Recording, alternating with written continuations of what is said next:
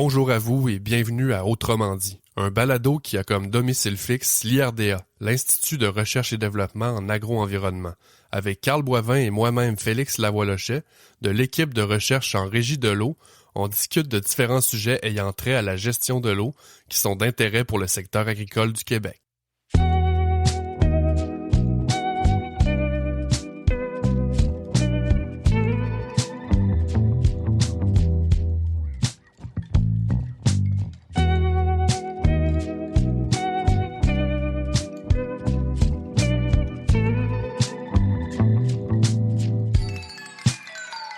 Bonjour tout le monde, bienvenue à Autrement dit. Cette semaine, on poursuit notre série de balados sur le projet Formo avec un nouvel épisode en compagnie d'un fournisseur du milieu.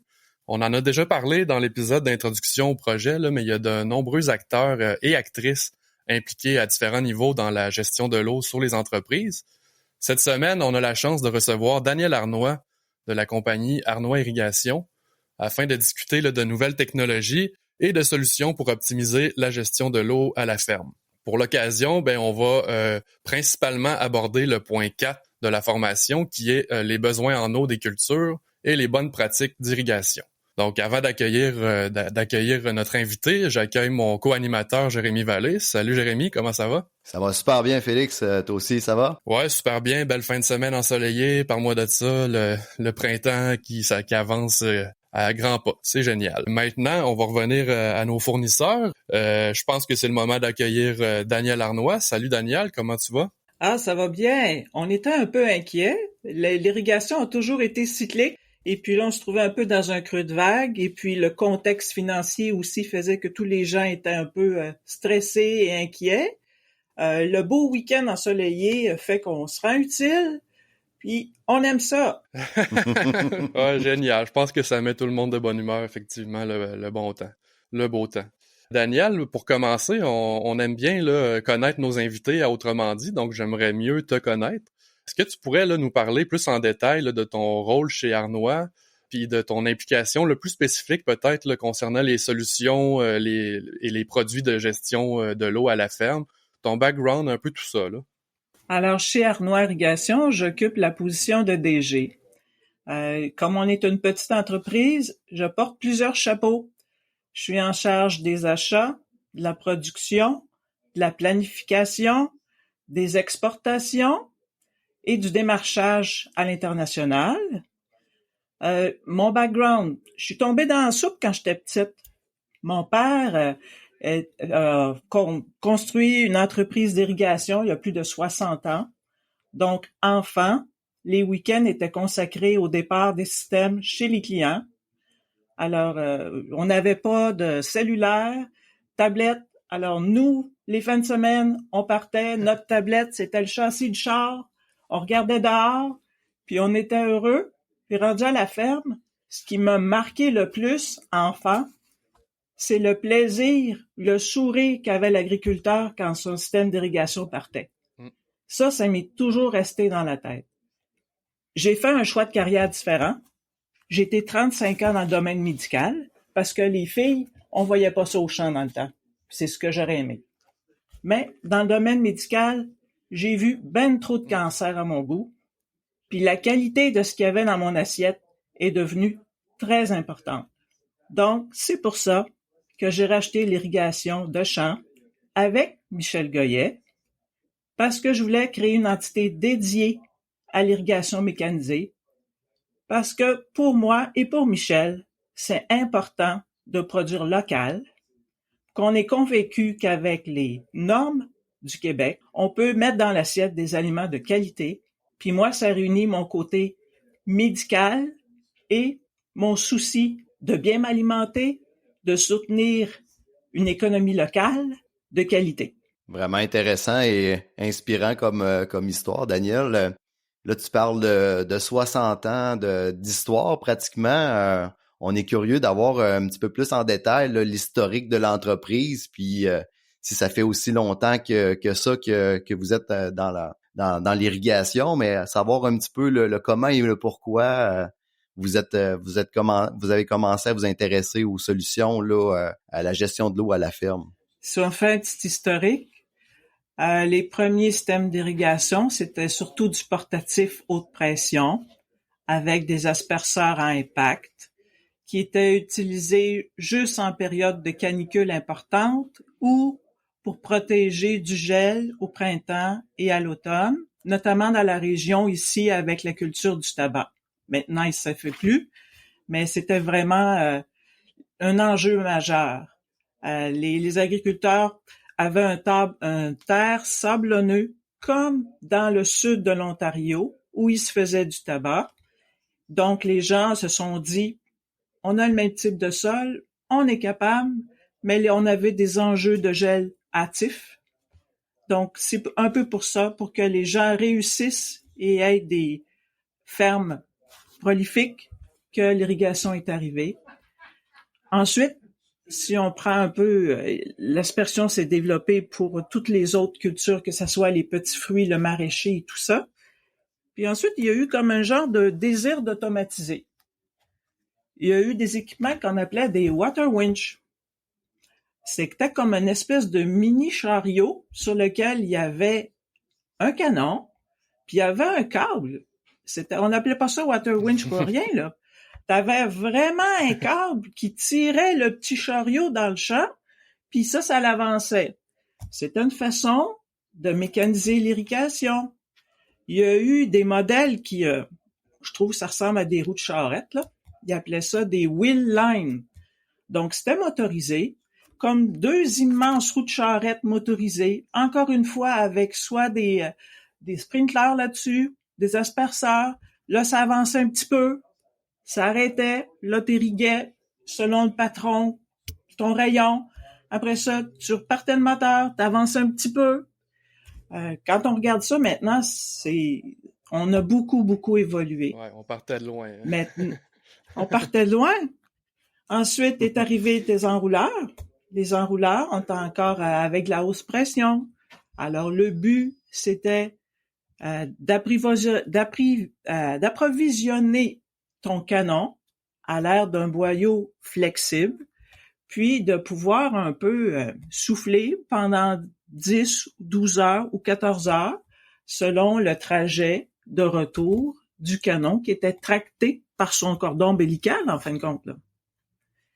Mais on est encore dans la haute pression, avec canon. Maintenant, on est rendu avec la basse pression. Basse pression, au niveau, on remplace le canon par des rampes tractées par l'enrouleur ou automotrices. On remplace ça par des pivots. On remplace ça par des mini-rotateurs qu'on peut mettre un peu partout, dans les arbrisseaux, dans les cultures. On en voit beaucoup dans les petits fruits.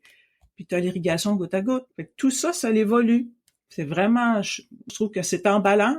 On a vu tu nous as expliqué un petit peu là, on va dire le développement technologique de différentes technologies d'irrigation, mais en termes de problématiques, est-ce que vous avez vu au fil des années que les problématiques que les producteurs vivent ont évolué en regard aussi du développement puis de l'avènement de toutes ces technologies-là? Je suppose qu'il doit y avoir un lien à faire avec certaines problématiques vécues. Les premiers systèmes goutte à goutte, l'infiltration est un enjeu majeur. Elle demeure, puis elle sera toujours. Donc ça s'est amélioré. Les stations de filtration sont devenues de plus en plus performantes. Donc ça, c'était un gros problème. Un que j'ai pas mentionné, c'est qu'il y en a un modèle qui ont installé, ils ont testé comme des tuyaux souterrains, un peu comme du goutte à goutte souterrain. Ça semblait miraculeux, mais les problèmes de colmatage reviennent toujours et toujours. Donc, on se retrouve encore avec le même problème. Là, 20 ans, les compagnies dans le sud des États-Unis ont décidé de tracter des rubans goutteurs avec des pivots. Ils appellent ça, eux autres, du PMDI, Precision Mobile Drip Irrigation. Encore aujourd'hui, le colmatage reste un enjeu majeur.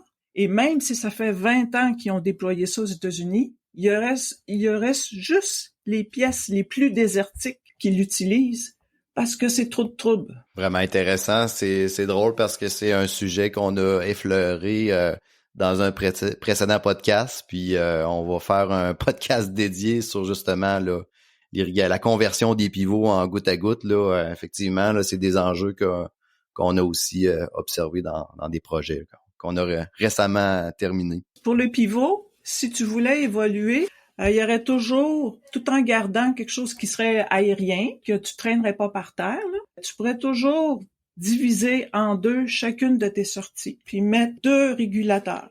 Dans le fond, tu doubles ton temps d'application au sol. Ça rend le système encore plus efficace. Plus de temps pour mettre la même quantité d'eau. On sait que le temps de pénétration dans le sol, c'est important.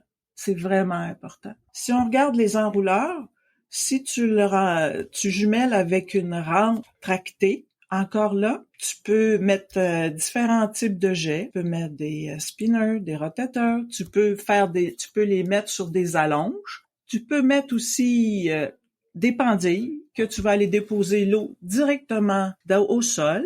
Donc, c'est pas comme si tu tirais du ruban goutte à goutte, mais on s'entend, tu vas déposer l'eau au sol. T'élimines un problème de colmatage. Fait que c'est une belle solution. Puis en plus de ça, ton équipement, comme on est manufacturier, tu peux le personnaliser. Tu peux le mettre hybride. Tu pourrais mettre des jets avec une buse plus petite pour le semis. Après ça, tu pourrais mettre une buse plus grosse pour le temps végétatif. Puis quand ta feuille devienne importante puis que tu veux pas l'attacher par des gouttes d'eau qui font comme des petites loupes, ben tu pourrais utiliser le pendillard. Donc, c'est le même équipement qui peut être adapté de plusieurs façons selon la période végétative du plant puis ce que tu recherches. Voilà, c'est super intéressant, vraiment. On vient de parler des problématiques auxquelles vous avez été témoin, là, desquelles vous avez été témoin plus tôt, là. Ben maintenant, t'en as parlé un petit peu aussi des solutions que vous offrez là chez Arnois Irrigation, mais j'aimerais ça qu'on en parle plus concrètement maintenant. Est-ce qu'on peut discuter là, vraiment des produits puis des solutions que vous proposez chez Arnois Irrigation? Bien sûr, on est vraiment une entité dédiée à l'irrigation mécanisée. Pas parce qu'on n'aime pas le goutte à goutte, c'est parce que déjà le marché, on considère qu'il y a assez de joueurs pour que ça l'aille bien. Puis quand on est trop, ben tout ce qu'on fait, c'est un peu diluer ou mettre trop de concurrence pour tout le monde. Donc nous, notre force, c'est vraiment l'irrigation mécanisée. Donc on parle de pivot, on parle de rampe frontale automotrice ou d'enrouleur avec ou sans rampe tractée. C'est sûr que pour nous, tous les clients qu'on a enrouleur, on considère qu'à court ou à moyen terme, ce sont des gens qui vont vouloir aller vers la basse pression. Donc la rampe à basse pression reste un outil vraiment intéressant pour remplacer les canons. Et au point de vue efficacité, c'est beaucoup mieux. Puis toutes les buses et les systèmes qui vont sur la rampe quand on est manufacturier, et ça évolue tellement vite, on les retrouve à la fois sur nos équipements, puis à la fois aussi sur tous les pivots ou les rampes automotrices, là. C'est la même gamme de produits. Je dirais que notre point fort, c'est le fait qu'on soit manufacturier. Ça nous donne la possibilité de personnaliser chacune des unités pour rencontrer les objectifs du client. Et quelquefois, on part à l'inverse. Plutôt que de faire une solution puis de dire au client « adapte-toi », on part de la pression qu'il y a chez eux et du débit qu'il y a chez eux. On s'adapte puis on personnalise la rampe pour qu'elle puisse fonctionner chez eux. C'est peut-être la force d'Arnois Irrigation, le fait de pouvoir modifier ce qu'elle construit ou ce qu'elle conçoit pour pouvoir s'adapter à chacun des scénarios. Moi, je trouve ça intéressant. Concrètement, Daniel, un producteur qui vous contacte, qui veut un système, comment ça fonctionne là, la démarche de A à Z là, je veux un système d'irrigation là performant par aspersion. Comment on procède? Ben en fait, c'est la première chose, c'est la cueillette d'informations. Où est-ce qu'il y a la source d'eau? Aussi curieusement que ça puisse paraître, Michel est pas avec moi, mais il y a déjà des gens qui sont venus pour acheter un système d'irrigation qui avait pas de point d'eau. Pas d'eau. Donc, ça fonctionne pas. Donc, la première question, où est la source d'eau? Quelle est sa capacité? Ensuite, si on a un point d'eau et on a une capacité, qu'est-ce qu'on peut avoir comme possibilité qui va aller avec ça? Mais l'élément déterminant, c'est toujours l'eau disponible. Puis où est-ce qu'elle est? Tout le temps. Puis des fois, t'auras pas le choix, il va y avoir juste du goutte à goutte qui va aller là. Puis il va falloir créer un réservoir pour pouvoir pomper toute la nuit, pour avoir assez d'eau pour alimenter ce que le client veut faire dans la journée. Mais la base, c'est la cueillette d'informations. Ça va aussi avec le type de culture, le type de sol, qu'est-ce qu'il y a chez lui, comment qu'il voit ça dans l'avenir. Faut s'adapter à tout ça, là. Son budget, c'est important aujourd'hui. Les équipements, ça va vite, là, les machineries. J'ai des gens qui veulent faire de l'organique, plus avec un kiosque sur le bord du chemin, quelque chose de le fun, un panier garni, puis une petite communauté autour d'eux. C'est sûr qu'ils n'auront pas le même besoin, la même dimension, mais on peut trouver quelque chose, par exemple. C'est vraiment le fun là, pour eux autres, là. Tu l'as effleuré un petit peu, l'approvisionnement en eau dans les projets que vous avez dans les dernières années. Est-ce que c'est une problématique qui est rencontrée régulièrement? Est-ce que c'est quelque chose que vous voyez que c'est un élément qui est limitant dans les projets maintenant? Oui, c'est majeur. C'est majeur. Il faut faire de quoi. On a des clients qui ont acheté des beaux équipements puis qui peuvent même pas s'en servir parce que on leur a pas donné assez de capacité de puiser l'eau. J'ai un client, Saint-Roch, qu'on lui a donné la capacité de puiser 100 gallons par minute. C'est l'équivalent de 10 boyaux de jardin. Donc, les belles machines qu'il a achetées ne peuvent même pas fonctionner. Pour un enrouleur, le débit ou la capacité minimale pour que la turbine fonctionne, c'est 240 gallons par minute. La machine n'est même pas capable de tourner. Puis même avec cette quantité d'eau-là, on tombe juste à la première vitesse, là. Tu sais, là, une travée d'irrigation en première vitesse, au lieu d'être 10 à 14 heures, tu vas te retrouver à quoi? 20 heures?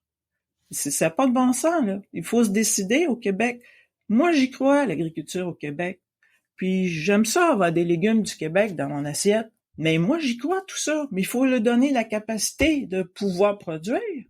Tu sais, ça veut pas dire la gaspiller. Il y aurait peut-être moyen que l'eau de ruissellement, plutôt que d'aller dans les petits ruisseaux, qu'on la garde dans des bassins. L'eau de fonte, qu'on la garde dans des bassins, qu'on récupère l'eau de drainage, qu'on mette dans un bassin, qu'on la garde. Il y a peut-être tout ça qu'il faut regarder. C'est un cri du cœur, là. Il faut se mettre tout ensemble. Il faut que ces gens-là puissent irriguer. C'est clair. Ça va devenir un enjeu vraiment important. Ça en est déjà un, mais ça ira pas en s'améliorant avec le contexte climatique puis tout ça. C'est sans doute, c'est clair. Je m'en vais un petit peu sur autre chose, Daniel. J'aimerais voir un petit peu ton feeling, là, Arnois Irrigation dans les prochaines années. Vers quoi vous vous en allez? Quels sont les éléments que vous voulez développer sans tout dévoiler vos secrets, là, mais qu'est-ce qu'il y a dans l'air?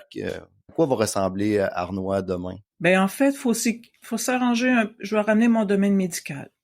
L'agriculture, ça va devenir comme des soins intensifs pour les plantes. Du monitorage, on veut comprendre, on veut des graphiques, on veut savoir où est-ce qu'on s'en va. Moi, je vois déjà tous les enrouleurs qui ont la dernière version d'ordinateur, là, ils peuvent avoir tous des compteurs d'eau. Ils peuvent tous avoir un GSM. Donc, sans avoir complètement le beau dessin sur ta tablette, tu vas savoir où est-ce qu'il est dans le champ, tu vas savoir combien de temps qu'il reste. Puis en plus, tu pourrais savoir si on met le petit module qui va après, là, qui se connecte avec un fil dedans, tu peux savoir la quantité d'eau que tu as mis avec ton enrouleur. Ça, je trouverais ça génial. Puis en plus, ce qu'il faut, c'est ce que je comprends que les agronomes ont dit, c'est qu'on veut un registre de ça. On veut, à la fin, savoir j'en ai pris combien, c'est quand ma pointe. Tu sais, dans le fond, on veut être capable de documenter parce que les instances gouvernementales, c'est ça qu'ils veulent. L'objectif, c'est de pouvoir, quand les clients le veulent, brancher le compteur d'eau à l'ordinateur, continuer à développer le GSM pour que non seulement tu puisses voir l'écran de l'enrouleur de ton cellulaire, avoir les alertes, puis savoir quand est-ce qu'il va finir, mais qu'en plus, tu aies un fichier qui pourrait être downloadable là, pour tes statistiques, puis pour tous les agronomes qui ont un paquet de papier à remplir. Là. J'en remplis beaucoup de papier. Comme DG, je vais vous dire. Fait que je sais que c'est aidant tout ça. Là. Alors, ça, j'aimerais bien. L'autre chose, c'est comme manufacturier, je trouve ça intéressant d'aller à l'exportation. Parce que plus je fais des unités, plus je peux développer, avoir des sous pour développer, voir différents scénarios. Par exemple, j'en ai dans l'État de New York.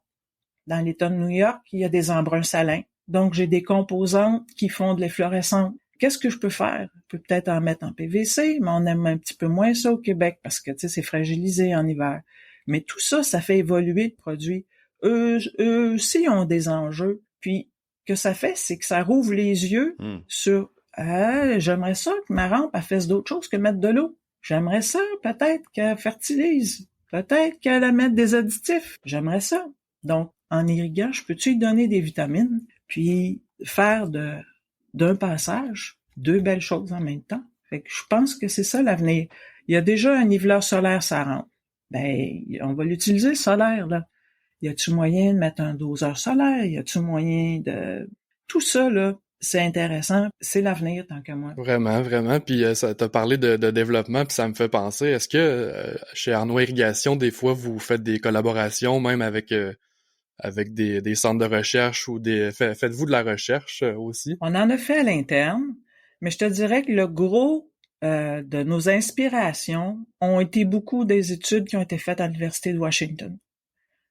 Quand mon père a décidé de faire une rampe, il s'est basé sur les études de l'Université de Washington, qui avait mis en comparaison plusieurs types de rampes avec plusieurs types de jets.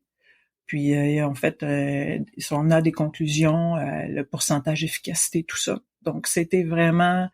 Puis aussi, l'Université de Washington a aussi fait les tests sur le PMDI, qui est de tirer à des rubans goutteurs avec un pivot. Donc, tout ça, là, c'est localement, on en a fait, mais pas supervisé par une équipe scientifique indépendante. Donc, on a eu des champs dédiés avec des catch cans, qu'on appelle, là, donc D'accord. des récipients calibrés. On faisait un passage. L'objectif de ça, c'était de voir l'uniformité, de pouvoir s'ajuster. On est toujours ouvert à une collaboration et j'aimerais beaucoup, peut-être l'IRDA. Hein? Qui sait? Qui sait? L'autre chose qui est intéressante, c'est que comme on utilise les mêmes jets que sur les pivots, plein de plaques qui sont développées par les ingénieurs là-bas. Tu as des plaques qui sont spécialisées pour les patates, qui sont encore plus uniformes. Tu en as pour le maïs, tu en as pour toutes sortes de variétés. Donc encore là, ça peut sembler banal, mais le design de la trajectoire de l'eau par chacun de ces petits canals-là, qui est dosé au laser lors de la production, c'est des petits détails, mais ça fait des miracles. Voilà. Fait que merci beaucoup, Daniel Arnois, en espérant qu'on va collaborer. Puis merci Jérémy pour la co-animation. Au plaisir, toujours un plaisir. Puis ben merci à tous et à toutes d'avoir été là. Puis à très bientôt pour un autre épisode de Autrement dit. La formation portant sur la gestion de l'eau en milieu agricole dans un contexte de conflit d'usage et de changement climatique est réalisée grâce au soutien financier du gouvernement du Québec dans le cadre du programme d'appui à la lutte contre les changements climatiques dans le secteur bioalimentaire qui découle du plan pour une économie verte 2030.